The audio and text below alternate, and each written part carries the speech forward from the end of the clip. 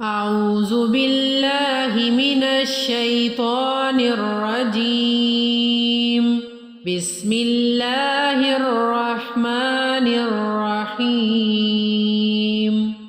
القارعة ما القارعة وما أدراك ما القارعة يوم يكون الناس كالفراش المبثوث وتكون الجبال كالإحن المنفوش فأما من ثقلت موازينه فهو في عيشة راضية وأما من خفت موازينه فأمه هاوية وما أدراك ما هي نار حامية.